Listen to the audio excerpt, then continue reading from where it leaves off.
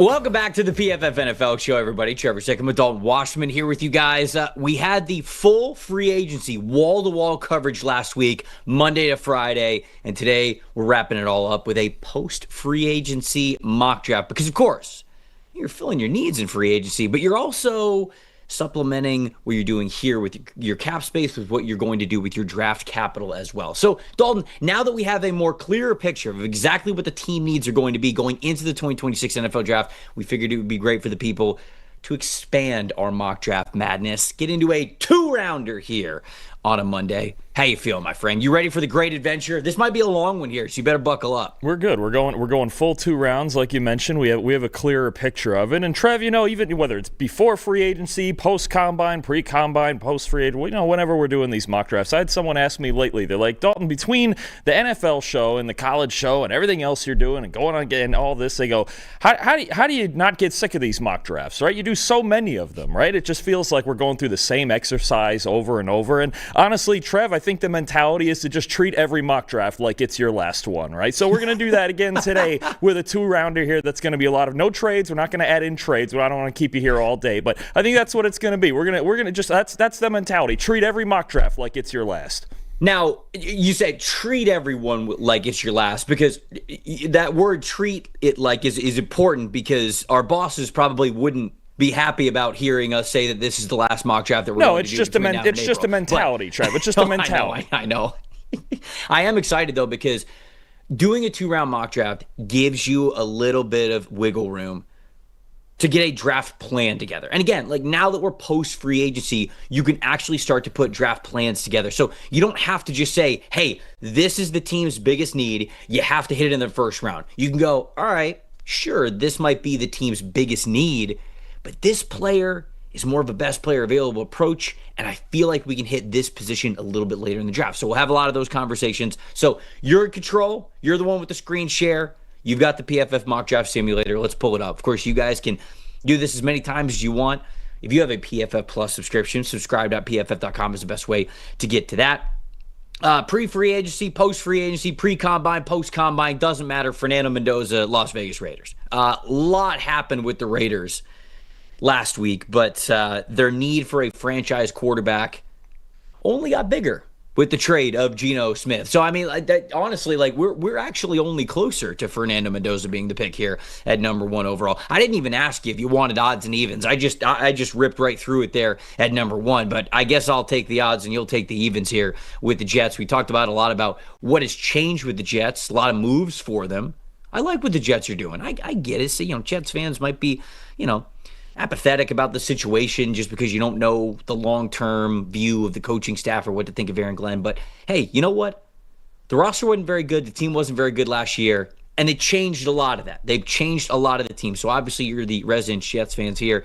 Your thoughts on free agency real quick, but then really painting that in a certain light towards who you're going to pick here at number 2 overall. I think the main goal here was to build a credible defense. I think they're really starting to do that with moves like Minka Fitzpatrick, like Demario Davis, all the defensive linemen they signed, trading for Tavondre Sweat. So I think they have a lot of flexibility with these 4 picks we're going to make today to just improve their team however they want. And I think they're looking, when it comes to quarterback, more at the 2027 class. But here at the top, I think they're going to take a defensive player here. It still seems fairly obvious they're going to take an edge rusher, just a matter of which one. I know Arvell Reese is the betting favorite, but you know what? Watching his tape again a couple days ago, I still love Ruben Bain, man. I get the arm length concerns, and obviously, I think he does struggle with the arm length a little bit, especially when tackling, but when you look at all of the ways that he works around it, the hand usage, the power, just the awareness up front in any situation, I'm going to mix it up here. I'm going to take the surprise pick because I don't think anything's guaranteed yet. I'm going to take Ruben Bain out of Miami. Okay. All right. Look, I love it. Ruben Bain is my top, I will say, defensive lineman in the draft because I don't know who's officially going to be a little bit higher, him or Caleb Downs. But I'm a big fan of this. And we are doing more of a predictive mock draft, but I think Ruben Bain should absolutely still be on the board. Does their scheme and their moves maybe lean a little bit more towards Reese? Yeah, but it's hard to look at a player like Ruben Bain, especially who. Dalton, you've watched him at Miami over the last couple of years. He'll play the 4-eye technique. He'll play the 5 tech. He'll play stand-up outside linebacker. It's not like we should be looking at Ruben Bain and going, oh, he's a little bit bigger. He's not a scheme fit for the Jets. I still do think he's a scheme fit for the Jets. So I like that you're switching it up here. I really do. It makes number 3 interesting because the Cardinals made some moves that are significant, but their need on the offensive line, specifically at offensive tackle, is still by far their biggest. They brought in Isaac Seumalo and Matt Pryor to sort of have some competition at that guard spot. Isaiah Adams, we figure that he's going to play at the other guard spot between those 3. He's going to get one of them, and then the other 2 guys are going to duke it out for the other spot, likely the left guard spot.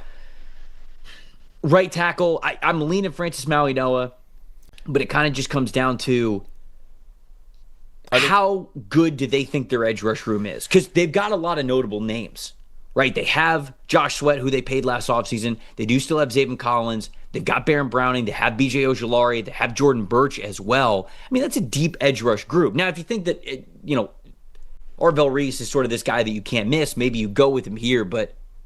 And Josh Sweat just requested a trade as well. Oh, he did? He did. Josh Sweat has requested a trade.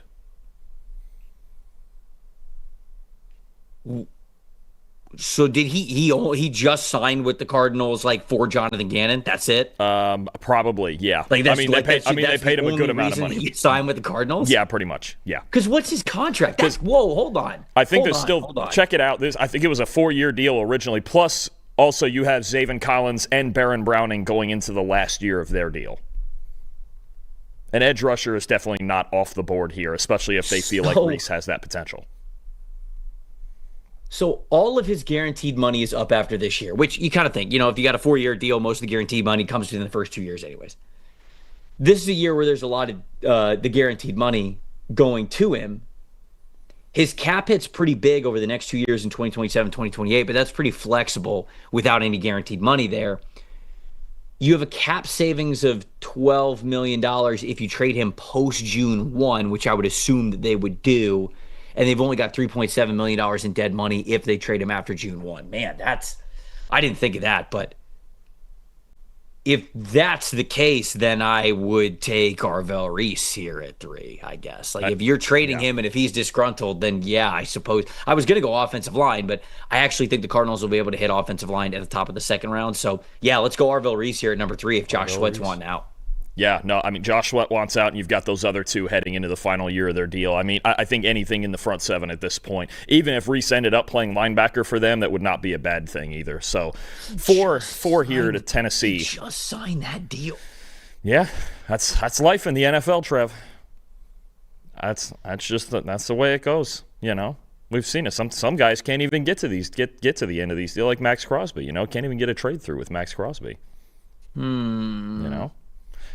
Tennessee at 4. Tennessee at 4. To me, this comes down to 2 players. It's Jeremiah Love or it's David Bailey, and I'm starting to think more and more that Love is going to be the pick here for Tennessee. Tony Pollard and Tyjae Spears are really not in the way of Love being able to get number 1 reps in this offense. They need to get more explosive, and we saw in free agency and through some trades that they've really spent a lot of time building this defense already. Not that David Bailey wouldn't add probably their best edge rush presence as a pass rusher, but I'm just something in my gut tells me either 4, 5, or 7 is where Love is going to go, and I have a feeling it's going to be number 4. I'm going to mess around with this and go Jeremiah Love to Tennessee with Cam Ward and everything else they've added this offseason. Hold on here. Hold on.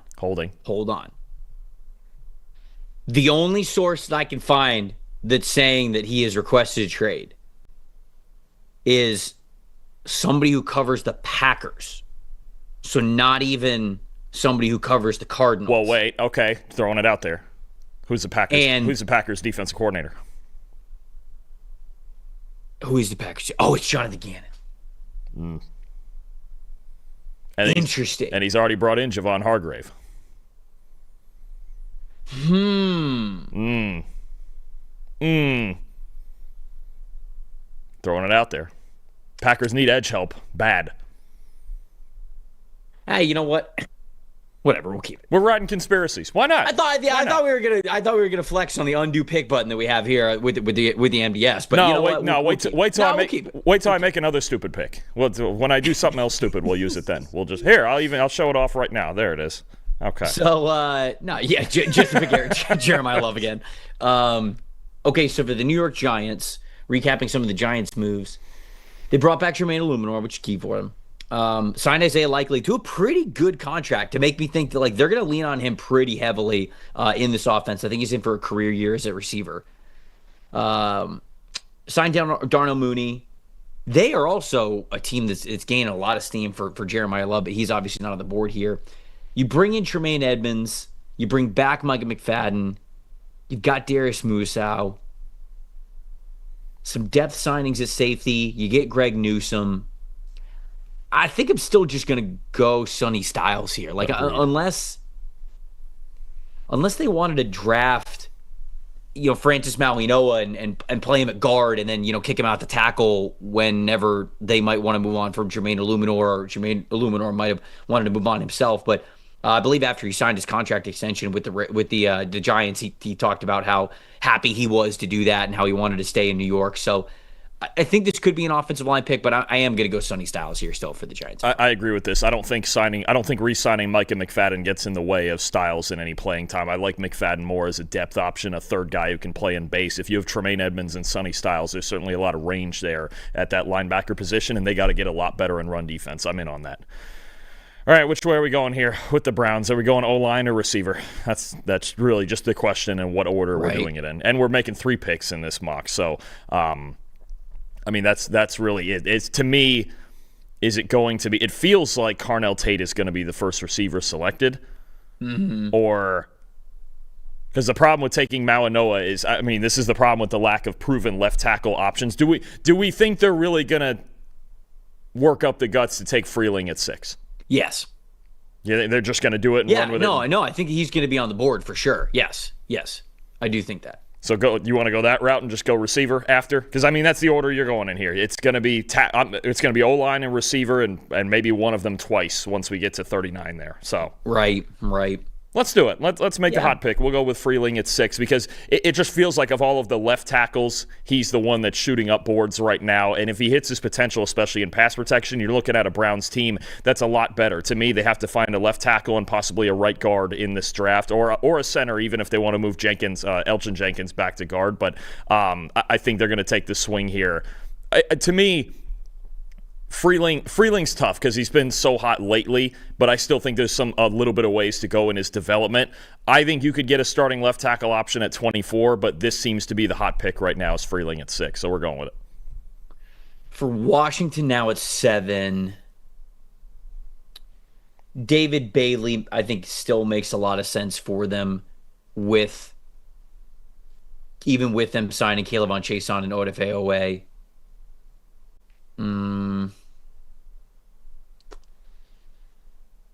I think Caleb Downs also makes sense for them, but do they feel like they're good now that they spent the money on Nick Cross? It's not a ton of money. Downs, to me, Downs is the type of player that makes any defense better. You move mountains for that guy. I'm between Downs and Carnell Tate, actually, for them. Oh. Yeah, because, they have Terry McLaurin, who was hurt a bunch last year. Treylon Burks, Luke McCaffrey. Yeah, they don't have a real number 2. Yeah, you don't have Zach Ertz anymore. I love Terry McLaurin, but at his age, with how beat up he was last year, you barely have a 1. You barely have a wide receiver 1. Yeah. No, I think it's reasonable. They could go that route. That's true. So if Brandon Ayuk's released and if he's going to the Commanders, this sort of changes things. But there was all this talk last week of it's a foregone conclusion he's going to be released. I think that's also the case, but when? When's he going to be released? The 49ers they're in no hurry to release him. So they could sit here and almost dangle the carrot as a trade piece for certain teams. Now, I don't know exactly what his contract is or if it makes it likely to be able to do that. It feels like it's not, because I think everybody in the NFL knows that they're just going to release him. But does a team come in and give them some sort of draft pick for him? So I'm actually going to go with Cornell Tate here at number 7 for the Washington Commanders. This wide receiver room, after their changes in free agency, it's that wide receiver room is probably their biggest weakness, I would say. Wow, you made this tougher on me because I was probably going to take Tate for the Saints here. Yeah, well, early bird gets the worm. Do we go David Bailey even though they have Chase Young and Carl Granderson? And do we just add a third guy in there? I mean, I think they could absolutely still go defensive end. Yeah. I mean, I want to say Jordan Tyson would be a great fit. I just don't think he's going this high with the medicals. I think there's going to be people worried about it. Yeah, man, it's kind of funny that a lot of people get into the draft process at a little bit different of a time, and I know a lot of the fantasy football people now are really watching the wide receivers, and I see a lot of people like Ian Hartitz was tweeting about this the other week, and it's so easy to watch Jordan Tyson and say this is the best wide receiver in the draft, and come away with that conclusion. It's truly just the injury history thing. So I wonder if maybe he's picking up a little bit of steam in terms of the public eye, because a lot of times the public will just watch the tape, and like I had him wide receiver 1 when Connor and I did our early wide receiver episode over on NFL Stock Exchange, but that was really hoping that he was going to be healthy, and him not being able to run with a hamstring injury still at the combine. It's just, I don't know, man. I don't think he's going this high, even though I think he's talented enough to do it. I'm going to take David Bailey then. I'm going to add him to this edge rotation and keep stacking up this defense. I think if Sonny Styles were to get here, we would see if he would. I think they might have thought about it before they signed Caden Ellis in free agency. I'm going to beef up the pass rush a little bit more because Chase Young still has his injury issues. Carl Granderson is solid, but I think you get a 3-man rotation of those two and Bailey. You got a really good pass rush going. 9 for the Chiefs. You got options there. Those first 3 players are all legitimate options here, I think. I think so. When I've talked about offensive tackle for the Chiefs fans have kind of gotten on me a little bit. They're like, no. I mean, they have Jalen Moore. It's like, yeah, okay, they have Jalen Moore on the last year of his contract. I don't think that if you love one of these offensive tackles, you're letting that get in the way of you taking an offensive tackle here, especially for the time that Josh Simmons missed last season. And if you feel that good about Jalen Moore, you could still take Mauanoa and put him at left guard, because I don't know who's playing left guard for him right now. Yeah, probably Kingsley still. Right. Yeah, I mean, we're not overthinking this. I'm gonna go Caleb Downs. All right. I'm gonna go Downs. Downs and Gilman and Connor on the back end there at safety. I don't hate that at all. And I think as far as the right tackle problem too, I think with the Chiefs having the luxury of that 29th pick, we could probably find a solid player to play right tackle, or even a guard in there. We could find an offensive lineman at 29. I don't think that would be too big a deal. Yeah. Cincinnati? This pick just got a lot harder, too. I don't know if it did, to be honest with you. You don't know if it did? I don't know if it did. Are we just saying that just to be facetious, or what? No, third name on the list. He's going. You think he's going that high, bro? Why not? I want. I'm with you. I think it'd be a great pick to me. I just don't know would he actually. Would we really get 2 safeties top 10? We think it's the best pick. It's probably the best pick to make here for sure. I think Thieneman's going high, and if he's not, then shame on the league. I mean, if he doesn't go here, then I'm going to probably take him at 12 to Dallas. To Dallas, I guess right, what's the difference? Right, yeah, right. All right, let's do it. Dylan Thieneman here to Cincinnati because you stole Caleb Downs from me. We're doing it. I just the more I do scenarios, I just think that this is a phenomenal pick for them, and I kind of feel as though maybe some defensive line stuff because.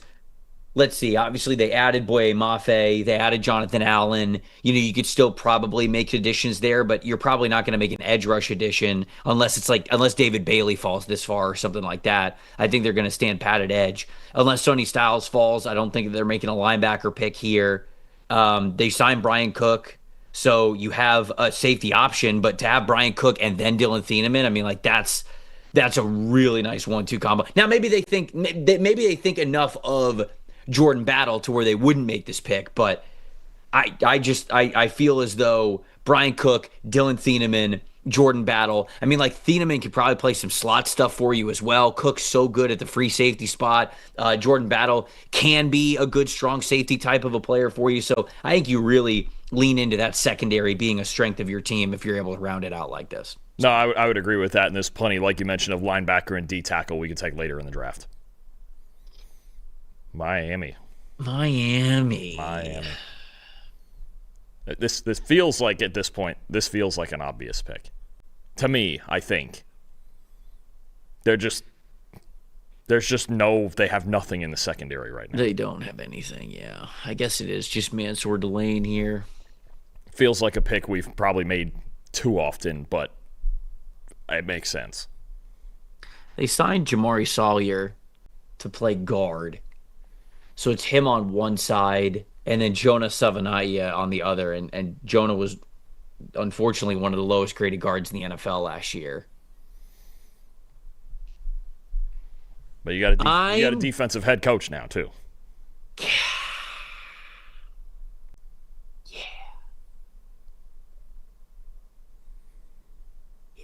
All right, we'll go with Mansour Delane. Mansour Delane it is. Trying to fix this Miami secondary. You bullied me into it. Well, of course. I do think eventually that pick will end up either being Delane or Downs in all likelihood. If Downs gets to 11, I don't think he's getting past there. I don't know how you could pass on him, especially after trading Minka. Yeah. Well, I think the Jaguars, or not the Jags, I don't know why I said the Jags. I think the Dolphins are getting the number one pick next year. Yeah, I could reason with that. I mean, the rosters, I think on paper, the roster's the worst in the NFL. I think I would agree. Yeah. So the only thing would just be, is their offense respectable enough to keep him in games if Malik plays well? But otherwise, hold on. Somebody in the chat said that Sawyer's playing tackle. Why would he play tackle? They have Austin Jackson and Patrick Paul. He wouldn't play tackle for them. Yeah, no, I don't think so. If he's playing tackle, he's a backup. Yeah. Unless something's happening with Jackson. But I mean, like, Sawyer can play tackle. Yeah. But I don't think he's playing tackle for them. This pick got a lot harder. This Dallas pick got hard because so many of the prime defensive pieces are gone now. Somebody said Jets are the worst. I don't think they are anymore. On paper? No. Don't get my hopes up. No, you want the Colts to be the worst.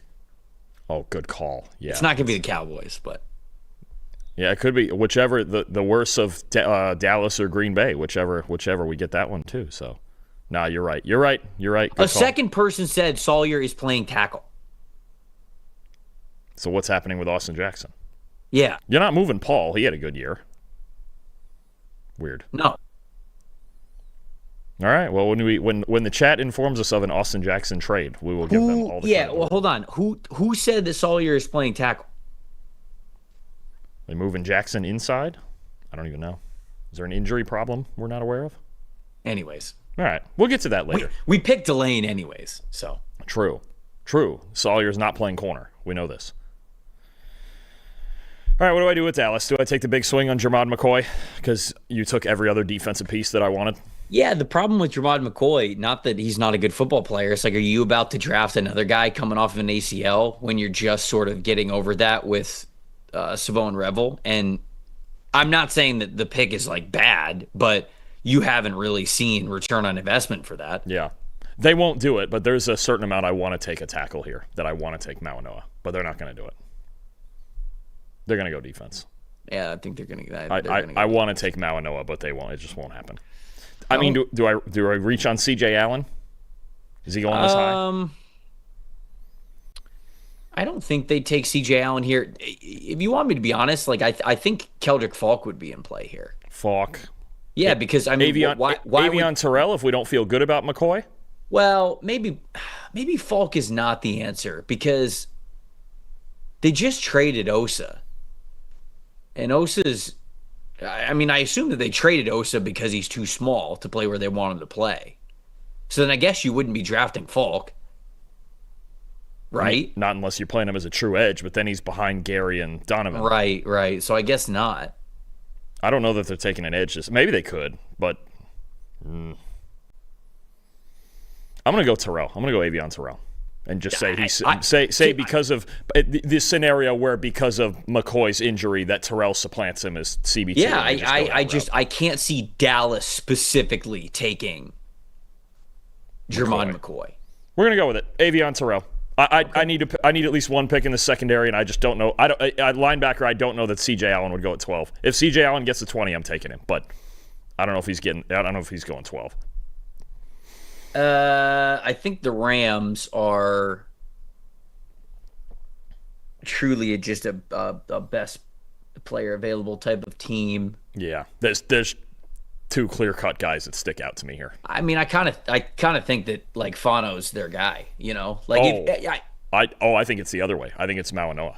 See, I think it could be Mauanoa because of what they've done over the last 2 years, where they're leaning more into the power run game. So I hear what you're saying there. Schematically, I don't think that that's a bad fit. If you're looking at what they've done over the last couple of years, I do think that could be in the cards. I do think that McVay is also someone who tries to always stay one step ahead. And I just feel as though the athlete that Fano is, like how well he moves, how much of a natural he is, how he could truly play all 5 spots on the offensive line, that for McVay specifically, I wonder if that plays more of a factor. So I'm actually going to take Fano here. Oh, all right.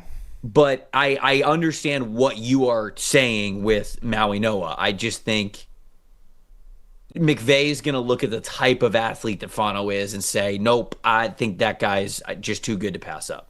If they're deciding between these two, if this ends up happening. Yeah, I would probably go Mauanoa anyway, especially if they're looking to keep him at Yeah, but you're tackle. not picking for 13, are you? No, I'm not. Sure, I'm just telling you why you're wrong. That's why we do. That's why we do this. That's why we go back and forth like this. But Spencer Fano, your guy, just to tell each other why they're wrong. And on that team, staying at right tackle almost for sure, and competing right away with Warren McClendon for that right tackle spot. Man, before you make this pick at 14, our boss Gordon McGinnis is warning you that Akeem Mesidor is on the board, and you are now up for the Baltimore Ravens. You know what? I'll oblige. I've been taking Vega Ioane a lot. I think receiver would make more sense, but we could get interior receiver there with pick 45. Let's just do it. Just for Gordon. There's Akeem Mesidor for you right there, coming out of Miami. Wow, we got Mesidor off the board from Miami before Mauanoa. How about it? We're getting a slide from Mauanoa. What's going on here? I don't know. Man, oh man. Tell me. So many Miami Hurricanes, and we've had him going as high as 3rd overall. Now it's 15th. You taking him to the Bucks? Probably not. Wow. I mean, I should take him for the Bucks, honestly. You take Mekhi Lemon. Now you need a receiver. Yeah. No, the Mike Evans stuff was an April Fool's. Oh wow, it's not even April yet. They're ahead of it. Yeah. They're way ahead of it. Yeah, that's what you guys don't understand. They're going to be pulling the string more than the Ravens did on Crosby. Unbelievable. This is funny because I did a mock last night with somebody where I took Ioane here to Tampa instead of anything on defense because I just didn't like the options. At this point it's the way the board has fallen. I'm thinking about Kenyon Sadiq, Ioane, Mauanoa, or C.J. Allen. I think it's those 4 players. I mean, if you're going with the biggest need, you take Allen and you put him with Anzalone. You could find a starting guard later. Sadiq's a weird one. I don't think they'd take Sadiq. I don't think so either. Yeah. Man, I'm gonna go Vega Ioane. I'll take Ioane. I'm in on it. I don't hate it at all. This Francis Mauanoa slide is so funny. You taking him here for the Jets? I mean, we probably would be better off just running 6 offensive linemen out there every play. I don't hate the idea. Trev. Now you're thinking. I mean, I'll take him for the Lions if you don't take him. I know you're going to, which is why I'm going to leave it because I actually like that fit. If it was Spencer Fano, I might because Utah used 6 offensive linemen more than anybody in the country. Half their plays had 6 offensive linemen, so they'd be used to it. Just use Fano at tight end, fine. No, I'm taking Mekhi Lemon here. I think this is the dream for me. Take whoever you think is the best defensive player in the draft. If you get Mekhi Lemon at 16, I'm totally in on it. You walk into next year with Garrett Wilson, A.D. Mitchell, Mekhi Lemon, Mason Taylor, Breece Hall. We at least look respectable until week 4 when things tend to fall apart for the Jets. So Mekhi Lemon would pick 16. Smart. This one's easy. I mean, Francis Mauigoa is here for the Detroit Lions. It would sprint the card in. It's much more likely that he is not, although, crazy things happen in the draft. And I think there's a lot of people out there, NFL people included, that look at this offensive line class and think, it's all right. And I think we're conditioned in our brain to think they're all going to go super high. Just because we think that a lot of them are going to go in the first round doesn't mean they all have to go like within the top 12. It doesn't mean we have to get 3 or 4 in the top 12. We could get a long run on them in the second half of the first half, or the first round, which I think could be possible. And so, if he gets to Detroit here at 17, it's a no-brainer. I'm in on it. I think that's the right move. I think when you look at just move Penei Sewell to the left side, plug in Mauigoa on the right side, you sign Cade Mays at center. Now you're looking like your offensive line is really stable now, even after a kind of tumultuous second half of the season. Pick 18, Minnesota. Minnesota's a hard one. Defensive tackle is definitely a need. Don't know if I'm going there over some of these other ones. I don't know that they're going to take a swing at corner here with them signing Pierre, still having Rogers, still having Murphy. If this feels like I narrow this down and it's Emmanuel McNeil-Warren, and I should replace Harrison. I should replace Harrison Smith that way. Yeah, because what are their needs now? I mean, defensive line, D tackle, center, safety really stick out to me. I'm gonna be honest with you. I have no idea what's happening with the defensive line class. No clue. I mean, they could be the team that takes the Caleb Banks swing. They could be on that list. Or Caleb Banks could go middle of the second round. Or he could go in the second round and we pick him later. I have no idea, because it felt like after the Shrine Bowl and the Senior Bowl, it felt like defensive tackle was just it was hot. Caleb Banks, Caden Proctor, Peter Woods. Or not Caden Proctor. We had Lee Hunter. Lee Hunter and what he did at the Senior Lee Hunter. All of these guys were going in the first round. We had like 4 or 5 defensive tackles in the first round, guaranteed, of any mock draft that we did right after the Senior Bowl. And then we had some combine performances. I got a lot more to the defensive tackle tape, to be candid with you guys, and I just don't see it. I just don't see it anymore. I think you have a lot of different types of players. You have a lot of one-dimensional players. Yeah. And I think the idea that Banks could be the biggest two-dimensional player, but the injuries and just the lack of playing over the last year, only played 3 games this past year, and the inconsistency still gives you pause. I'm going to go McNeil-Warren here. I'm going to call out the Harrison Smith replacement. That Thieneman has moved past Minnesota on the boards and even to higher picks than this. If Thieneman was there, that would be a good pick too. But I'm going McNeil-Warren out of Toledo. Trap Walker gave us a $5 super chat literally seconds before you made that pick and said not Nicky Memori. Emmanuel McNeil-Warren is another Josh Metellus. Please stop mocking him to the Vikings. Oh, should we want to undo it? We can make we can undo it. I know. Now we can show off your undo button. Let's do it. You made your pick. Don't conform. Who else are you going to pick? Who else am I going to pick? Yeah, right. You made the case for Emmanuel McNeil-Warren. If you think that that's what's going to happen. I could take C.J. Allen. I could take Caden McDonald. I can do a lot of different things. The only other one that I would think of is Caden McDonald. But if you don't pick Emmanuel McNeil-Warren, now I think you're a coward. Oh, wow. We can't have that. All right, back to it. Yeah, we can't have that. All right, go ahead. Carolina's on the board. All right, Carolina's on the board. No coward behavior in this mock. No. Treat it like it's your last. Yeah, this is correct. Yeah, this is no coward mock. Not going to pick C.J. Allen anymore with the money that they devoted to Devin Lloyd. They're not going to go linebacker the first round. Don't give me that. Do you trust Trevor? I mean, I don't think but they're not going to go. They're not going to pick linebacker in the first round. Jordan Tyson, they could. I think Sadiq is very much in play here. Sadiq is, if they believe in, the ceiling, like if they believe, hey, he's going to be a much more productive pro than he was at the college level. I don't think they're going edge rusher or D-line. They could go interior. Like, I wouldn't hate McDonald here either. Yeah, maybe.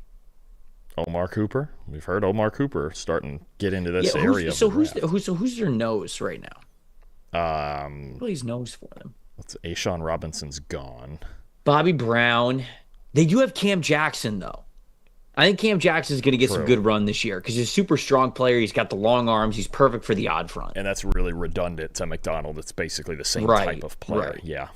So I don't think they'll do that. I think it's Sadiq or Allen. I think you could still think about Allen. Because if you don't, I'm taking him at 20, and we're just going to move on. What pick do we have here? They have 52? 51. 51. You can get a linebacker at 51 if you want it. You can get a linebacker at 51. You get anything you want at 51. So I'm taking Jordan Tyson here. The mystery box could be anything. I'm taking Jordan Tyson. Okay, Jordan Tyson. All right, we're going with it. You're putting Xavier Legette on alert right now.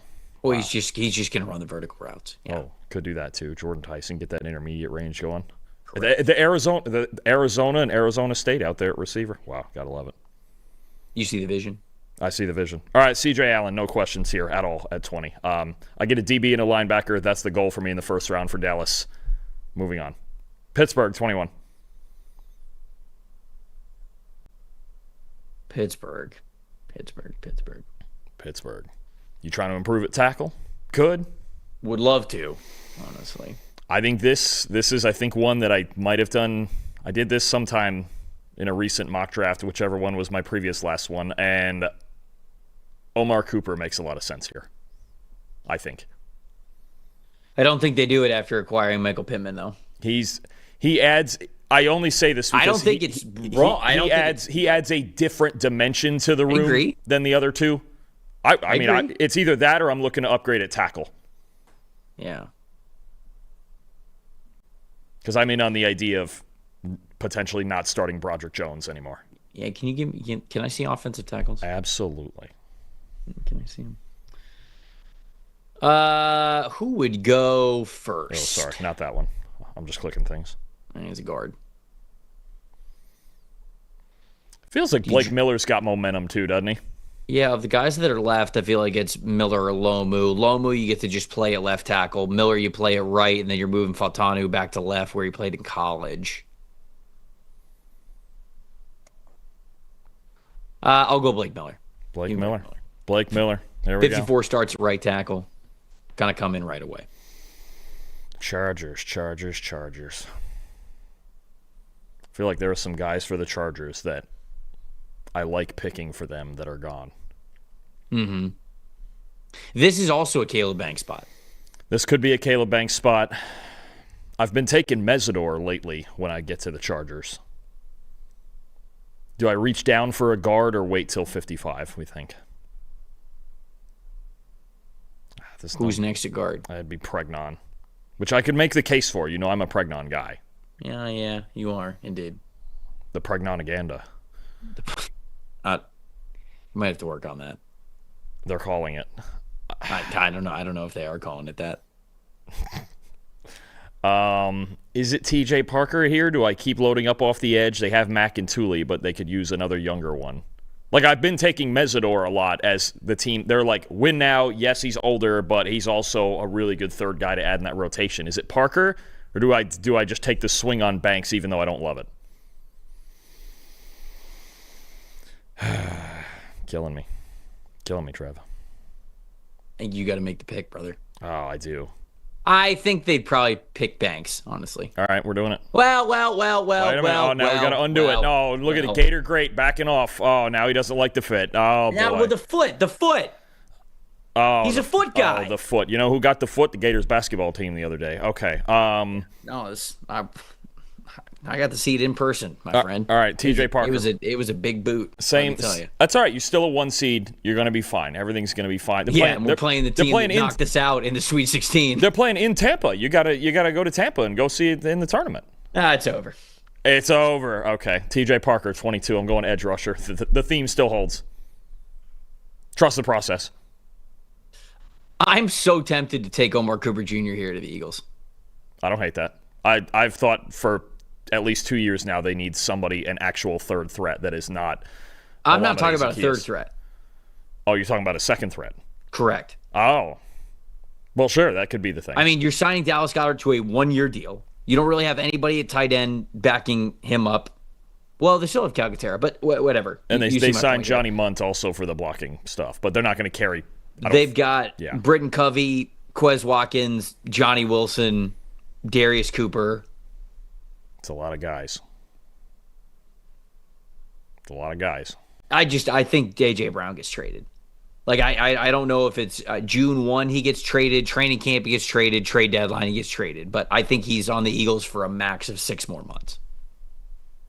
All right. Cooper, or do you find the same type of player with Boston? It feels like Cooper's going first. The league seems to love him. Yeah, I think so. It's just a matter of, like, is it that or O-line? I'd probably just go with that. They've made a habit of developing offensive linemen. All right, even though they don't have Jeff Stoutland. They don't have Stoutland anymore, but let's go Omar Cooper. Omar Cooper. Yeah. All right, we went Freeling, right? At 6 to the Browns. We did. All right, we're taking a weapon. I'm just going to take the next Boston or KC. One-on-one. But Denzel Boston. I'm going O-line receiver, first round. That's what we've been doing for the Browns in some order. That's what we're doing. You should. Yep. I think this one's pretty easy for the Chicago Bears. It's Caden McDonald if we get to this point. Agreed. If he's there, what else are we thinking about for the Bears at this point? The safeties are off the board. I would wait till round 2 on safety. I would too. I'd probably wait till round 2 on linebacker. I would too. You just signed Devin Bush. Yeah. We're going to think about center probably also at 57 or 60 possibly. I agree. I agree. Since this is a 2-round mock, by the way, people. If you wanted to get crafty, you could take a receiver. Because you're looking at Burden and Odunze and... No, you have Loveland. You have Loveland, sure, but I mean... No. Just to mix up personnel. It's a non-negotiable. Or you take a swing at a different D tackle, but I'm with you. Caden McDonald makes them better now. Yeah, Caden McDonald. Deal. The Buffalo Bills. If we were doing trades, I would so trade down. Sports Debate Arena saying, do you like him over Woods now? I'm assuming this is about Peter Woods and maybe the conversation of like Caleb Banks or Caden McDonald over Peter Woods.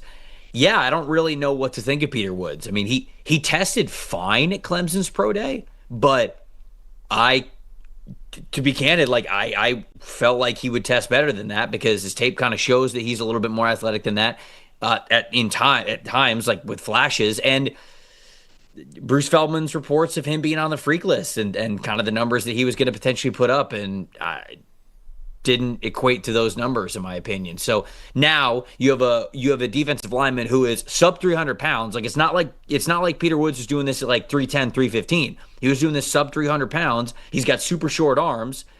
Lack of production from him this year when he was specifically just an interior player. He got a lot more production when he was used sort of all over as like a stand-up guy. He's a real stand-up guy. As a stand-up outside rusher, as a 5-tech defensive lineman, as a 3-tech. But I don't know, man. I think that this year also kind of showed that if you're just putting him on the interior defensive line, like maybe there's some more up and down play than you thought. So, yeah, I think that the range for Peter Woods is still late first, early second, but I definitely think there's a world where he doesn't get picked in the first round. It depends. I think for all these defensive tackles, to your point, because none of them are just all-around studs, it's really going to depend on what defense they're going to. Like the Bears need a Caden McDonald that's just a brick wall in the A-gaps between the tackles. Peter Woods is not that. There are other defenses that would fit Woods better. The Bills, honestly, the way the board fell here, this is a scenario where if I'm the Bills and in a real situation, I'm trading down. I'm getting more picks because I'm not desperate to take any of these players that are on the board. They don't need corner. I want somebody at linebacker or safety, and I just don't know what I'd be reaching for here. This is rough. This is a rough setup here unless I just go with Rodriguez and just make the hot pick and go with it. But guard is an underrated need. I think that's the one. I might jump to the offensive side. I'll say my preference here is to trade down, but we're not doing that. I'm going to take Emmanuel Pregnon to replace David Edwards there at left guard. I'm going to do that because we've got a blank spot at left guard, and we've got Osiris Torrance on the other side. They need an upgrade at the guard position. I'm going to go with Pregnon. Right. For as much as I want to take a defensive player there, there's just for the Bills, nobody there jumps at me to take for the Bills. All right. Look at Jermod McCoy still on the board, by the way. Wow. Yeah, I mean, still haven't seen the guy run. True. 14 months past ACL surgery. Haven't seen him run. Not ideal. Kind of need to run to play corner. It's an essential skill. Yeah, I mean, you get away with it. You can. Some do. Some do. Most don't. All right, so the Niners signed Mike Evans. They traded for Osa Odigizua. They brought in Dre Greenlaw. Got Nate Hobbs as well. It's not a safety here to really think about. Sadiq's kind of the obvious. I think the three guys that stick out to me. Did they just re-sign Jake Tonjes, right? Yes. I think Sadiq, if you don't believe in Kittle and the Achilles and all of that, I think Casey Concepcion makes a ton of sense for them. If Concepcion were going to go first round, this is the team I would bet on him going to. I just don't know if maybe they would. They don't have any after the catch, I guess, other than Christian McCaffrey in their offense right now. All right, we'll go Casey. Let's go Casey. Or this is a team I would think about Peter Woods also. No, I don't think so. Not after the Osa trade. Oh, good call. Actually, no, you're right. No, the Osa trade takes him out. Yep. Before that, I would have gone there. Okay. Let's go. Casey Concepcion, the wide receiver. Going Casey. This is another team here with Pregnon off the board. I took Pregnon off the board. Don't you hate when you sabotage your own picks? It's like the worst feeling. You get 2 picks later, and you're like, oh, damn it. Yeah, that's on you, brother. It really is. It really is. I took Pregnon off the board. I'm actually going to go Peter Woods here. I think Peter Woods would fit would fit Houston's defense, constantly in an even front, constantly penetrating and attacking the football. This is the type of defense that he needs to go to. Like, I don't think a Caleb Banks would be a fit here in Houston. I think Peter Woods would be the fit here in Houston. You plug him in next to Togiai, rotating with Rankins at that 3 technique. I would be in on this if they had to go defensive tackle in Houston. I don't hate this as a landing spot. I do not hate this as a landing spot. Certainly wouldn't get any doubles because, well, you got 2 other freaks on the edges there that you got to worry about. Right. Feel pretty good about that. Man. I think you take the swing. On Sadiq? On McCoy. Oh. You went downs with your first pick, so you're still dying at corner unless you're waiting to 40. I think they like Noel Williams a lot. They signed Kader Kohu to play the slot. They have Christian Fulton on the outside. Now, that's not to say that they couldn't also use McCoy, but I think it is an interesting conversation here with Sadiq, with Travis Kelce coming back. It kind of depends on what they think of, because they've got some names, right? They've got Noah Gray, who's been a depth tight end for them. They've drafted Jared Wiley, who I do like. They also got Jake Brenningstool as well, sort of that athletic pass-catching tight end. Now, are these just fun draft names, or are they actually guys who have a legitimate chance to break out? I don't know where the Chiefs sit in that conversation. So I guess I will go Jermon McCoy, although thinking about it here with Kenyon Sadiq. I think the swing on McCoy's talent, even with the injury, when you do have Fulton and Williams in place, I think makes a lot of sense. Because I think, especially at 29 here instead of all the way at the top, I think that makes plenty of sense. I'm going to go, I don't know that he'd actually get here, but since he's here, and the Broncos tight ends had the lowest receiving grade in football. Easy. I'm taking Kenyon Sadiq here. I'm just Denver. To me, it was surprising last year that they didn't add more weapons to this offense. They brought J.K. Dobbins back, so he'll be with R.J. Harvey in the backfield, but they need help at this position. They've got to have a tight end and bring one in from Oregon. We already have enough Oregon Ducks here with Bo Nix and Troy Franklin. Let's get another one with Kenyon Sadiq. So the New England Patriots here at 31, they signed Romeo Doubs. They signed Elijah Vera Tucker. They got Draymond Jones. Kevin Byard. It's kind of a one in, one out with Jalen Hawkins.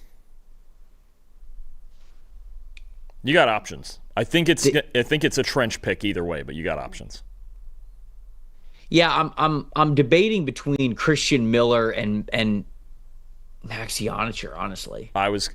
Both of them solid calls. If you want to get better right now, I was thinking about Kristen Miller also because their pass rush on the inside is really good, but their run defense is not, and Kairos Tonga's gone now. And yeah, I think we'll go Christian Miller here. He's such a good football player. Yes. I mean, just the technique that he plays with, how reliable he is. I love his feel for where the ball is going. Really good instincts, great strength. Can hold up against double teams, really strong against single blocks for sure. You see that elite run blocking grade there. I think he's probably going to end up as my DT1 in this class because of how confident I feel that his game's going to translate and he's going to be a good football player. He's going to be a great pass rusher for you? Probably not. But even if you just get it in flashes, who he is as a run defender is really good. The type of guy that frees up linebackers consistently, and that's such a huge role. Seattle. The Seattle Seahawks. Could go corner, could go safety. If Pregnon was here, I'd probably take him. Oh, man. What's it going to be? Wait, the Jets just traded Justin Fields to the Chiefs. Oh. Okay.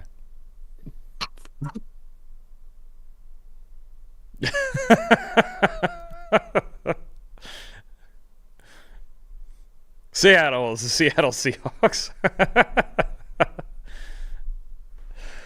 Oh, is that too nonchalant a reaction for that? I know I'm paid. I know I get paid to make everything sound greater than it is, but that one that one didn't hit me so hard. Sorry. Wait, who's the Jets' backup now? For the moment, it's Brady Cook.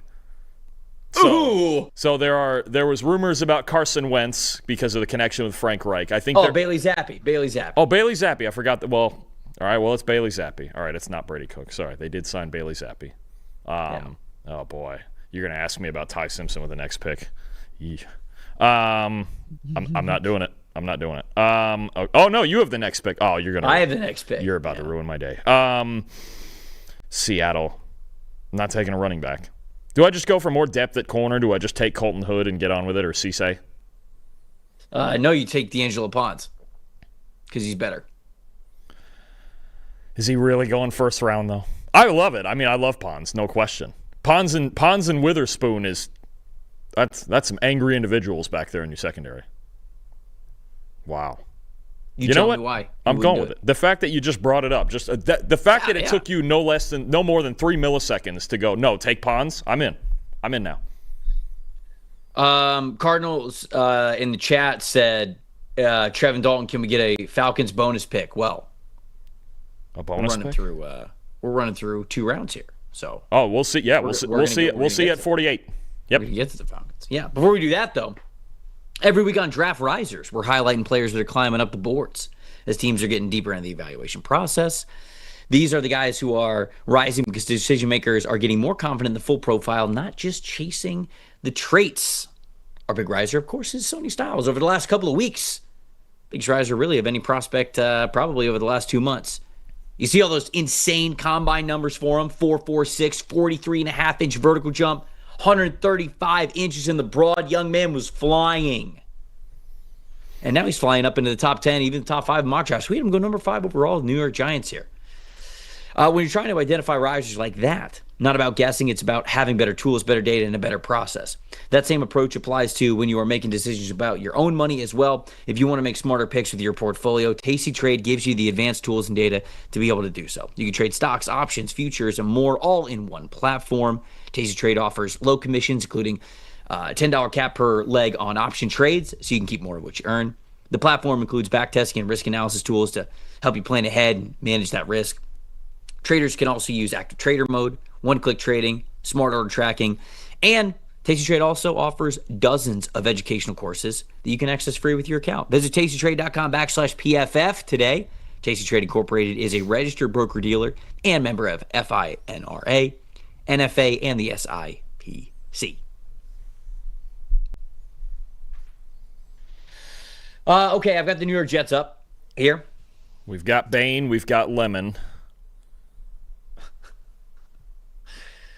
I feel our social team's just posting the screenshots of you reacting to the Justin Fields trade. Listen, Darren Muji wins all these trades, though. I trust him. I trust him with that one.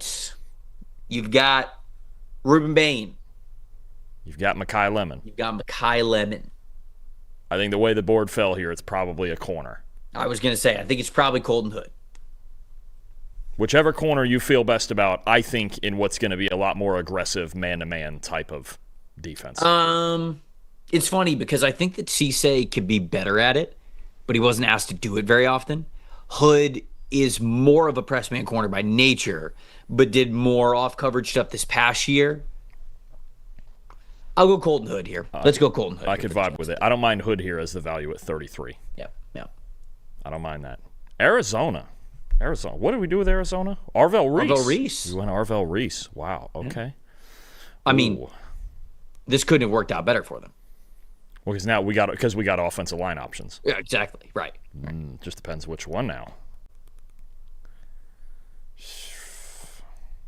The question for Proctor or Lomo would be, you're moving over to the right side. You're not moving Paris Johnson at this point. Could, but they're not gonna. Maxi Onature standing right there. Maxi Onature sitting. Low moving costs. Our guy, Donnie Clemens. It could not be a better pick for our guy, Donnie Clemens, than Maxi Onature to the Arizona Cardinals. I have to do it just for Donnie. I have to. Shout out Donnie. No, shout out Donnie Clemens. All right. Tennessee, 35. Who did we take? Jeremiah Love? Jeremiah Love. Well, you took Jeremiah Love, and then you didn't take Jeremiah Love, and then you took Jeremiah. Well, yeah, we had to show off the button, the undo pick button. Just in case it wasn't a stupid pick, but in case I made a stupid pick, we had to show it off just in case. Yeah. People always got to know that's you got the potential to make a stupid pick. It's actually just the stick to your guns button. That's what it really is. I don't need it. Caden Proctor would be objectively hilarious here. Because it would just be him and J.C. Latham on the same team. Oh, yeah. Throw one of them at guard and the other which would just be funny. A legitimate 700-pound right side of your offensive line. Wow. And then just Peter Skoronski just hanging out. C.J. Allen's off the board, right? C.J. Allen, I went at 20, yes. Yeah, okay. Edge rusher. Okay. Oh, boy. Howell, Cassius Howell, Zion Young. Yeah. If there was an interior player, they need a center and a right guard. If there was somebody like that. Actually, the Proctor theory, hilarious as it is, if they wanted to move him to guard. No, it does make sense. It kind of holds up. I mean, it makes sense. Whoever they want to move to guard, like they can move Latham to guard. Yes, true. Yes. If you like Proctor better at tackle. Yeah. I feel like we're talking our way into it. I think I'm going to go with Caleb. Because they've signed a million corners. I don't know that they go corner even with this. I don't really love the board outside of this, so I'm going to go Caden Proctor. Caden Proctor it is? Yeah. There he is. Vegas. Oh, we obviously took Mendoza. The Mendozer.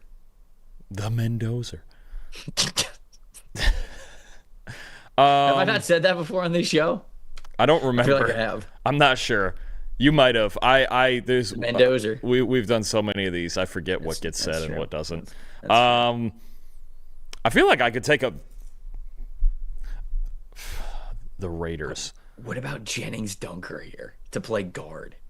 So that means your 5 would be Colton Miller, Jennings Dunker, Tyler Linderbaum, JPJ, and then DJ Glaze at tackle. They didn't already sign a left guard, right?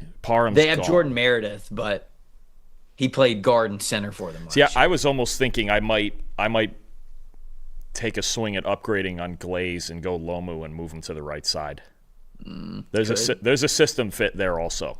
And I think Dunker. I like Dunker. I think you're right that he's probably moving inside and in a system like Kubiak's. I don't like taking him this high.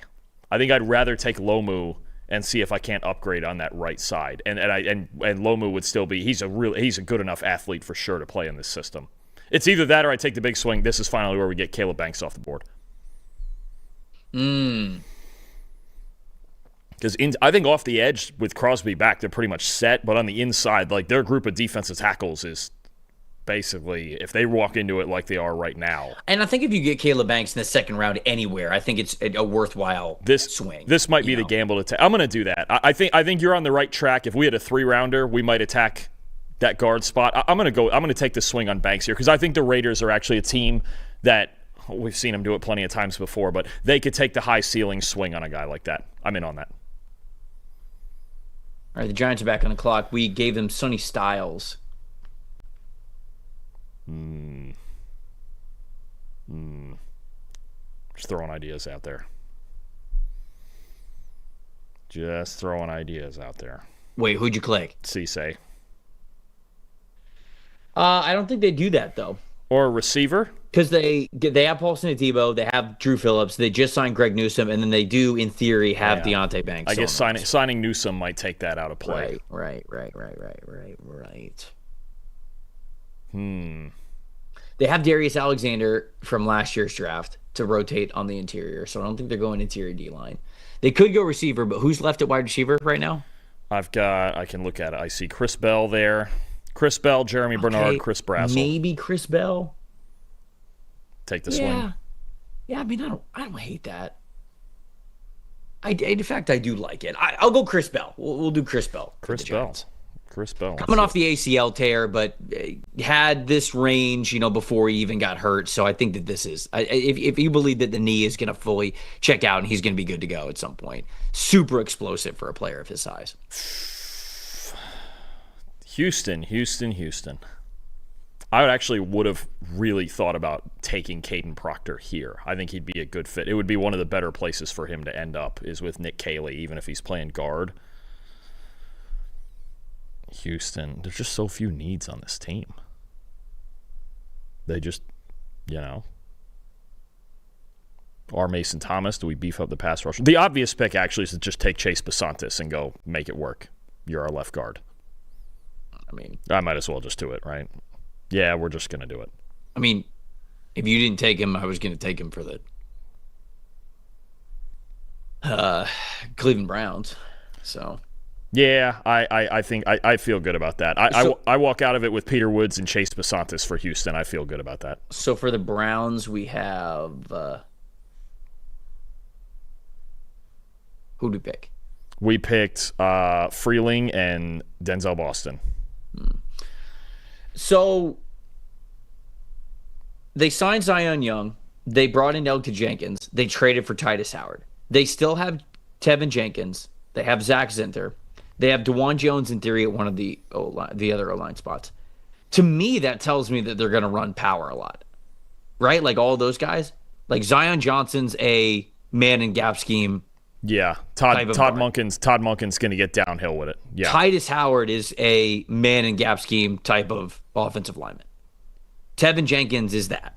Elgton Jenkins, I think, can do a little bit of everything, but DeJuan Jones is also he's 375 pounds, so he's a power offense. So I think they're going to get downhill with the run game. So Jennings Dunker, I'm not thinking about him here. I don't know that I don't think any of these. I mean, if you're looking to upgrade now, you're looking at guard or center. Right. And I just took the last one off the board, like you mentioned. I think you can either add some depth in the front seven, at linebacker or D tackle, maybe even safety, or just take another receiver. Who's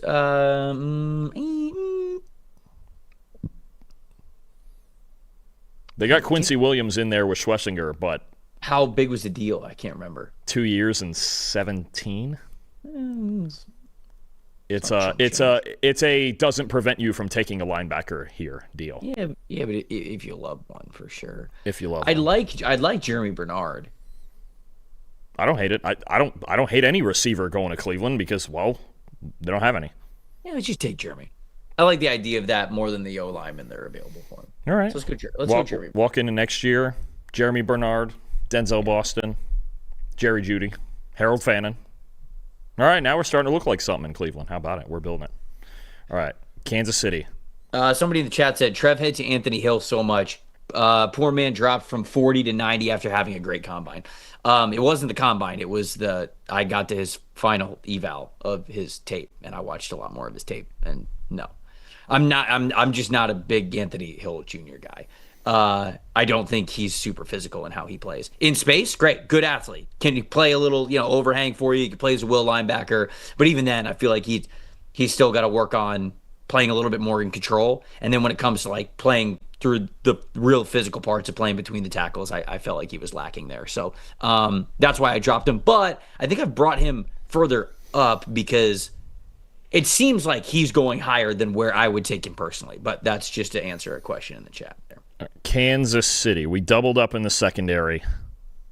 Another place I'm very tempted on, Caleb Lomu. Caleb What about an Lomu, edge rusher? Zion Young. Zion Young, I think, is pretty ideal for it. How far do we think Howell has fallen with the arm length? Far? Oh, I mean, I think that this is where I mean, there's really good edge rushers here. I think we're going to go on a run. I still like the idea. Even if he doesn't start right away, I like the idea of getting Lomu into this offensive line room. I'm in on that. I think it could be a thought at 29. I'm going with it. Caleb Lomu, Kansas City Chief. Bengals at 41. We had them taking Dylan Thieneman, right? Oh, this feels like the Keldrick. Well, would they do it again? No, they would not. Will they go on the exact opposite then with Cassius Howell? A&M teammates back together.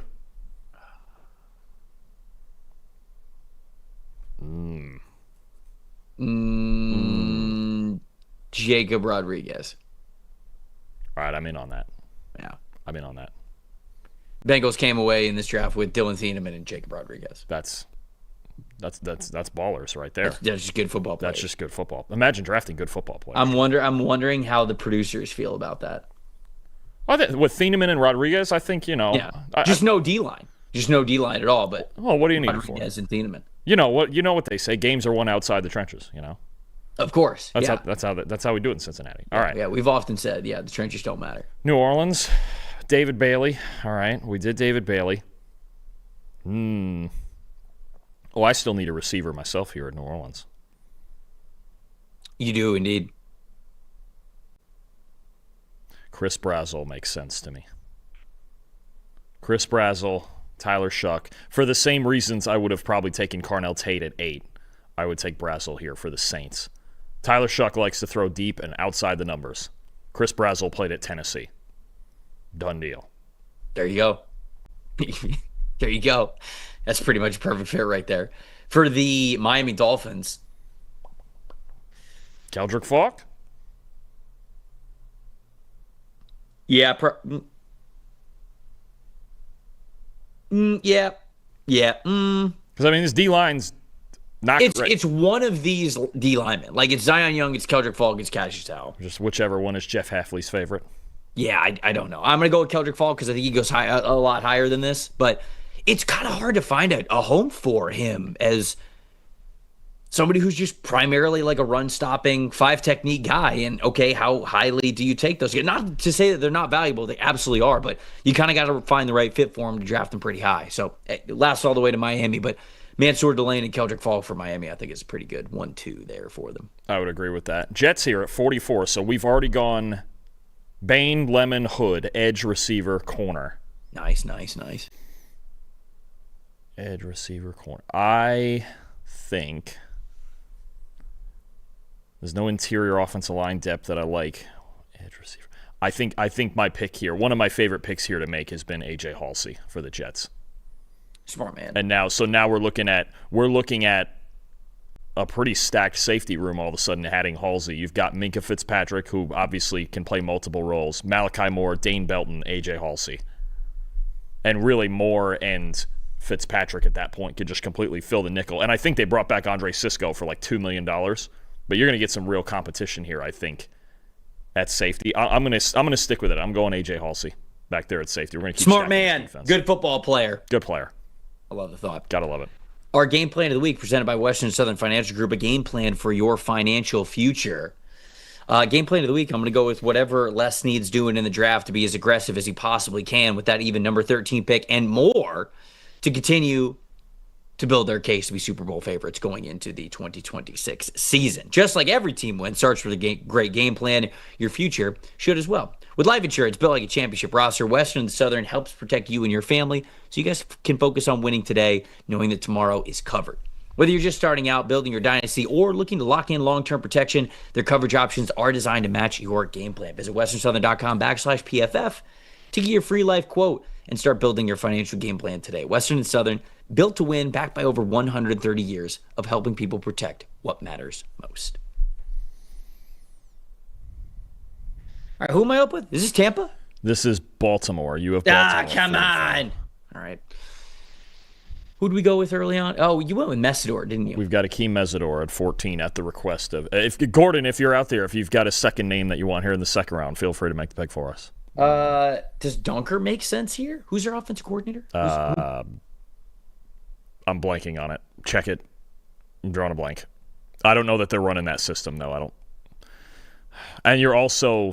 Google says Todd Monken. No, it's Declan Doyle, the offensive coordinator from Chicago. Okay, that Dunker... So Dunker makes a lot of sense if you believe in him. Or if they don't believe in him early, they can still start Voorhees.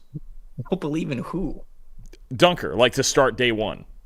Because we've talked about, like, I don't know that Dunker's ready to start day one. Nah, that's fine. Let's go with it anyway. Yeah. All right. Yeah, we're going with Jennings Dunker. Jennings Dunker in Baltimore. Wow. Yeah, they'll love him. It'll be like he'll look like Ryan Jensen all over again. Wow. Exactly. There we go. Tampa. What did we do in Tampa? We went Ioane. Oh, we went O-line first round. Do I just run in Cassius Howell at this point? Yes. Yeah. Would just give me a pass rusher. Yeah. I'm in Cassius Howell, short arm king, down to Tampa. Him, Al-Qadim Muhammad, Yaya Diaby. We're building something. I'd be very tempted, just throwing it out there, I'd be very tempted to go Ty Simpson right here. Very, very tempted. A level of tempted unimaginable to the human eye. Like, Shane Steichen and Ty Simpson makes sense to me. Who are the linebackers that are left? Jake Golday is probably what you would go with. Yeah, probably. Jake Golday, Josiah Trotter, Kyle Lewis, Anthony Hill. Your guy, Anthony Hill. I think they're picking... I think they're picking any of those guys over Ty Simpson. Wow. I'm going to be honest with you. Wow. We're just dropping Ty Simpson down. All right. You going Golday? You going to linebacker? Yeah, I'm going Jake Golday. I get it. I understand. I hear what you're saying about Simpson. I just look at the money that they gave. I look at the money that they gave Daniel Jones, and more importantly, I kind of look at the regime timeline. Like, what you're saying maybe makes the most sense for the Indianapolis Colts specifically, as in a long-term view, because there's so much uncertainty about what Daniel Jones might be. But I have a hard time thinking that Chris Ballard and Shane Steichen are going to be like, yeah, let's use our first pick on a quarterback after we just gave $100 million to Daniel Jones. Like, they kind of have no choice but to be all in on Daniel Jones at this point. Agreed. So you going Golday? Yeah, let's go Golday. All right, that's pretty low moving cost, Cincinnati to Indy. That's not bad. Yeah, what is it? About an hour and a half? Yeah, hour 40. 100 miles flat. Yeah, there you go. Atlanta. Man, that run on receivers you were talking about is kind of hurting me right now. Yeah, what's their interior defensive line though? I mean, I think Lee Hunter's kind of. Oh, they could, they lost David Onyemata. They did, yeah. Right now they have Rook Orororo playing the nose. All right. And then who else is in there? They still have Dorless in there. They do still have Dorless, and then they have Zach Harrison, who I like Dorless and Harrison as those defensive end types, but Rook is. I never saw him as a nose tackle. He's got 46th percentile wingspan. He weighed 294 at the combine. I know he's bigger now. They've put more weight on him, clearly. I don't know why he's playing nose.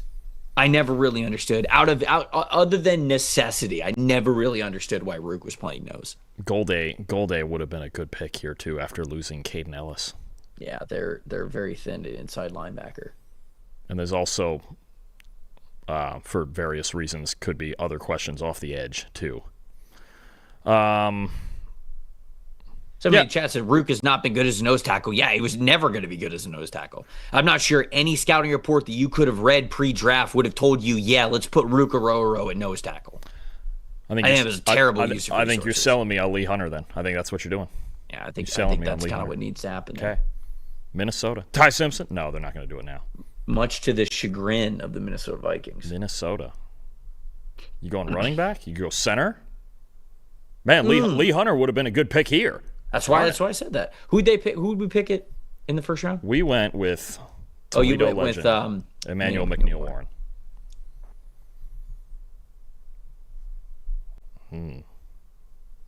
I wonder if a center goes this high. Lou Slaughter. Hecht also is in that Hecht, group, Sam Hecht.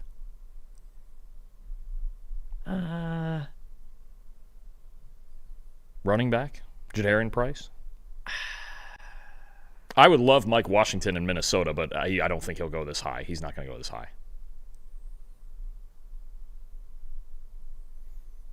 Dare we say he doesn't go this high?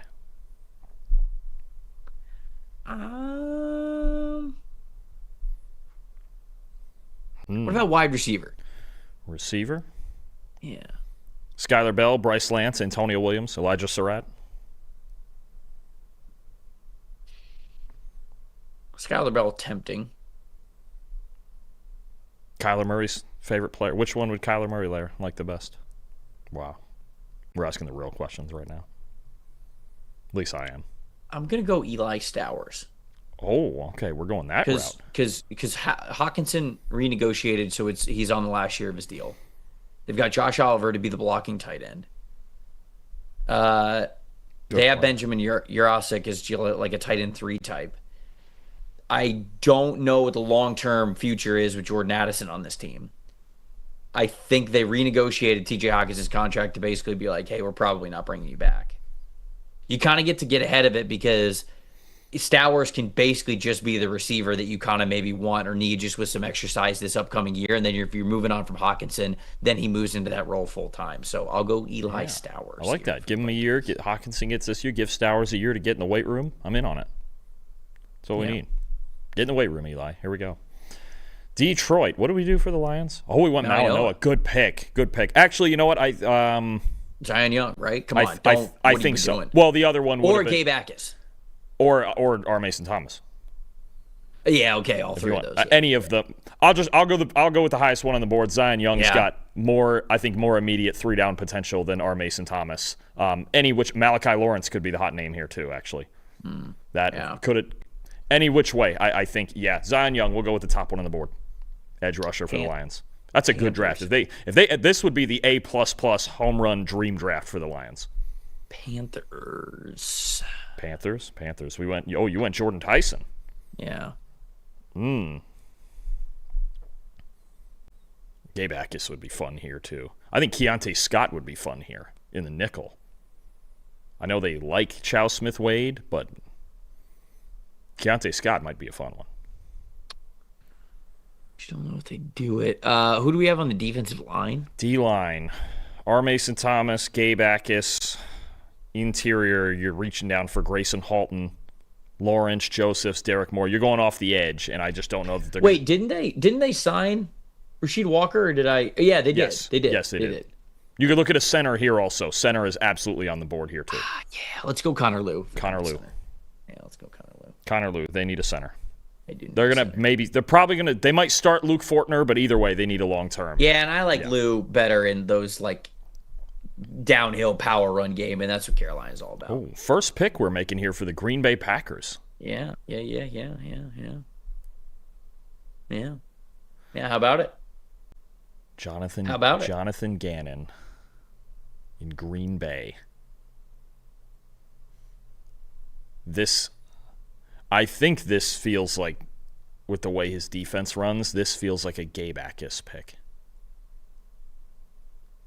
Because Akis' ability to do... It's so funny because the Packers have so many names. They just have so many names on their depth chart. Gabe Akis has a name. It's Gabe Akis. It's a good one, too. It is. Sometimes confusing because it's a soft J. Yeah, very soft. Silent, even. Silent. Wow. Silent. I feel like of these options, I think Gabe Akis is the guy. Gabe Akis is basically your Rashawn Gary replacement. Yeah, I think that's why. Right? I mean, he basically plays the same game that Rashawn Gary does at this point. I'm doing it. Eventually, just go with what your gut tells you. There you go. Gabe Akis. Who did we pick for the Steelers? We picked... Not Ty Simpson. Blake Miller. Oh, I think Ty Simpson would be a good pick here. You're right. Yes. Right. I think this is actually... I think we got to get Ty off the board. There's a handful of ideal ones, and if the Steelers got a Blake Miller and then a Ty Simpson, I wouldn't hate this at all. Yeah. All right. Ty Simpson. Right, I'm in. Philly. Omar Cooper Jr. This feels like, well, honestly, those positions that are taking up the top of our board here, edge rusher or corner, You only got Woolen. I like the Woolen signing. You only got him for 1 year. Mm-hmm. So Cisse and Johnson especially makes sense to me, or we just go crazy off the edge with R. Mason Thomas or Malachi Lawrence. Either It's or. probably more likely that they go Malachi Lawrence. I think. Yeah, I'm in on this.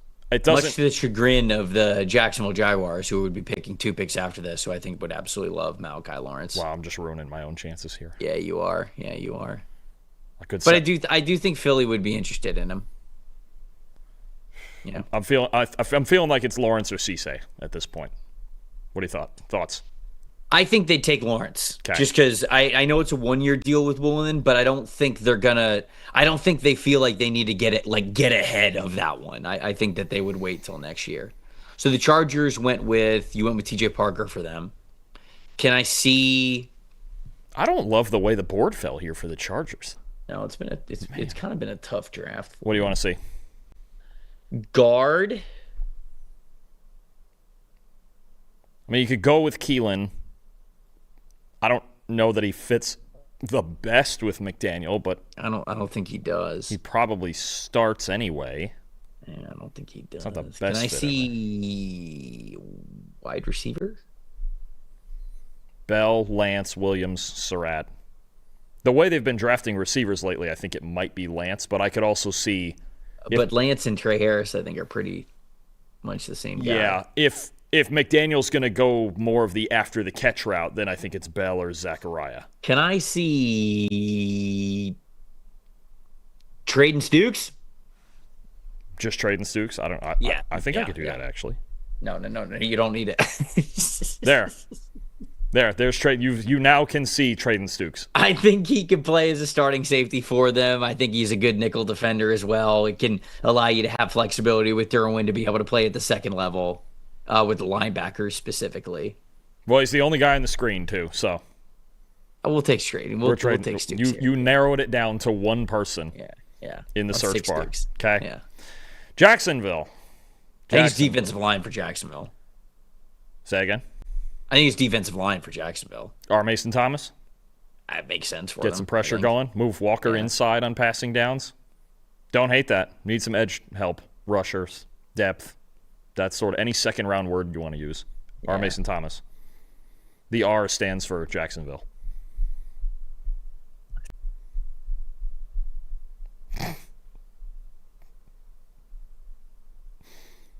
You can't spell Jaguars without R. There you go. See? That is true. Nailed you it. Can't. Nailed it.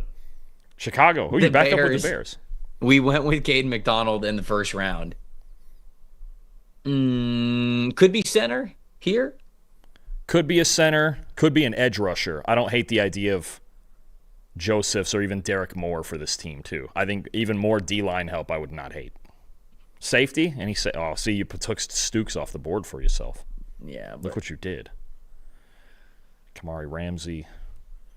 I don't like any of those guys at 57. I kind of feel like you're doubling up defensive line. Yeah. Caleb Tiernan, low moving cost. Don't need that, though. He's not going to play center. No. Josiah Trotter. No. Wow, this is just... You're making this look so painful, Trevor. It's like it hurts. It's in your face. Can I see just D-line? Can you just give me like edge rushers and DTs? Absolutely. Josephs Moore, Dennis Sutton, Romello Height. Maybe they take a chance on Josephs. I do like Josephs. At least has the size. I do like Derek Moore. Derek Moore's fine. He's not like a supersized type of D lineman like Dennis Allen normally likes, but I think he could be fine. He plays very physical, so. Dennis Sutton for Dennis Allen. That's the campaign right there. Nailed it. That's not a good one in the second round, though. No. Not a good campaign. I'm going to go Derek Moore. Just give me Derek Moore. Derek Moore. I think he plays physical enough to where Dennis Allen would like him a lot. San Fran. We went Casey Concepcion to San Fran. We did indeed. We did. Not corner. We got a lot of corners here just sitting on the board. I know. You need a corner. You're living right now. Man. Wow. And the Niners, I'm not going to go that route. We already went receiver. Josh Josephs could fit here too if Raheem wants another edge rusher from Tennessee. Actually, I think if you're building offensive line depth, I think Caleb Tiernan makes sense here. I don't hate it. We're not taking Trotter. I'm not taking a corner. Is this a Grayson Halton spot to kind of complement all those big guys you got inside? You can get like a real penetrator in there. He would at least be a pass rusher for them because I'm not sure the other guys are. No, well, we got Osa. Damn it. We got Osa. We're not doing that. Yeah, you're right. I think it might be. Did they get anything else off the edge? No, it's pretty much just Nick Bosa and Mike Hill. Josh Josephs or Caleb Tiernan? What's it going to be? Caleb Tiernan. Caleb Tiernan. It is. I think eventually he could move to guard. I think he's kind of got a zone guard game to him. But, yeah. And you know what? Even if they believed he could play tackle, who knows with Trent Williams right now. Gino in the chat saying, who's the starting strong safety for the Bears? Trevor Sikkema. I'm ready. Right now? Ready. Sounds like yeah. I'm going to have to pick one with the next pick. Yeah. Well, Houston. What did we pick for Houston? We went trenches. We've got Peter Woods and Chase Basantis. Don't hate it.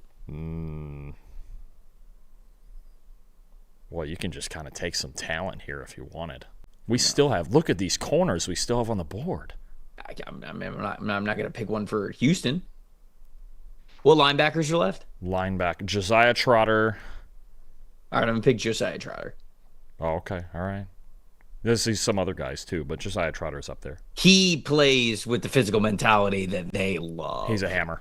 He's a hammer. And I think that he's a really good rotational backer, and then maybe he takes over for Henry To'o at some point. If you have a passing down sort of complement, which I think Christian Harris could be that for them, as a complement to Trotter. Trotter is an absolute hammer in the run game for sure. He's got to work on the recognition, especially against play action. I don't think they have Christian Harris anymore. Oh, maybe he plays for the Falcons now. Oh, he left. Okay, sorry. Yeah. I don't know if they have an actual coverage linebacker then. Just draft another one later in your hypothetical. Nah, you don't need one. You got coverage on the back end. Let the linebackers eat. Let them eat. All right. Bears. Boy, there's some talented corners on the board. You probably Cisse, yeah. You could just Cisse or Abney. I could just do it just to do it at this point. Because I just went D-line, right? Yes, you did. Yeah, I did. I'm trying to steal the thunder.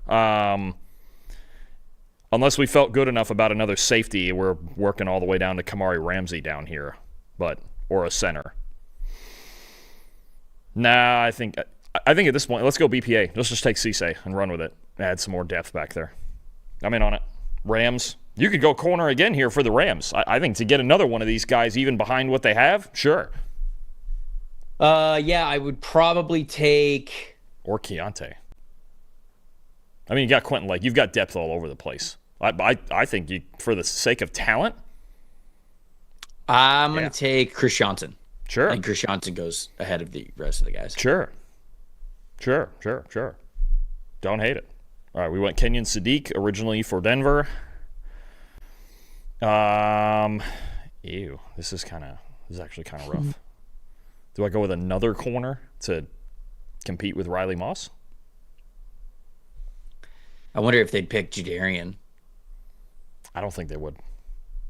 All right. Signing J.K. Dobbins did not sign a small deal either. They gave him 2 years and 20. Oh, okay. You hit that $10 million mark for a running back. I didn't realize it was that much. Yeah. That was kind of one of the most surprising contracts is they gave him like a legitimate 2-year deal.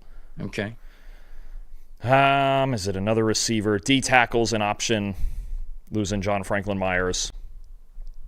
Who's starting at left guard for them? For the Broncos? Yeah. Because it is Ben Powers. Ben Powers. Powers is still there. Okay. Then it's man. Alex Palczewski, is that how you say his name? Yes. Yeah. I am going with Dominique Orange. Done. Oh, Big Citrus. Big Citrus going to Denver. We're doing it. Did not know if we get Big Citrus in this mock. Big Citrus at high altitude. How could you not love it? Or who did we go with New England earlier? We took Christian Miller. You took Christian Miller. Good Okay. pick. I'm in on that. Yeah, me too. I think that is a solid one. Humble brag. Nailed it. What tackles are left? Anybody? Tiernan would Worth have been taking? fun. Where's offensive tackles? There they are. Ooh, no. No. Miller could still go with some help off the edge. Don't hate it. Just keep building the depth. It's a theory. It's funny because Grayson Halton fits them, Yeah. but they already have Barmore and Milt Williams. Yeah. No, I think you made the right pick with Miller earlier with that. Yeah. Max Clare? Austin Hooper's gone. They signed Julian Hill. Max Clare? What was his deal? I think I could think about Max Clare here. Oh, I don't have the terms. I could do it. No terms. He signed a contract with no terms. No terms at all. Just a blank sheet of paper.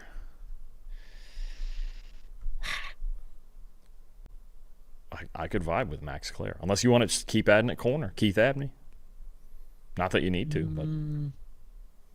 No, probably not. Yeah, let's just go tight end. We'll go Max Clare here. Max Clare, all right. Max Clare can get on the field for him. A pretty solid player.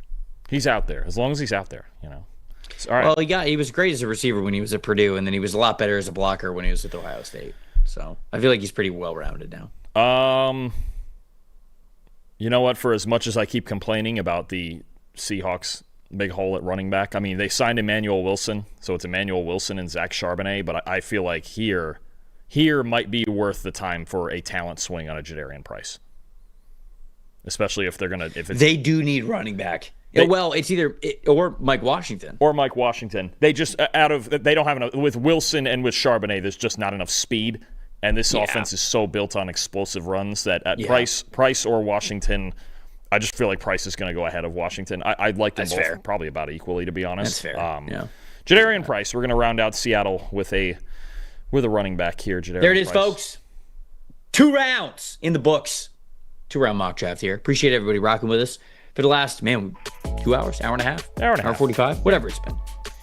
That was fun. Fun to build out some draft strategies for teams now that the team needs are a little bit more solidified. With that being said, we're going to get into more of like team-specific stuff here on this channel. There's team top 100s, 150s, going through team-specific mock drafts, all that, because now we actually get to build out the strategy. So this 2-round mock draft is a little bit of an appetizer, but we'll continue to get even deeper into the team-building strategies that every organization can have going into the 2026 NFL draft. For everybody behind the glass producing the show, for Dalton Wasserman, I'm Trevor Sikkema saying thanks so much once again for watching the PFF NFL show. We will see you guys later this week.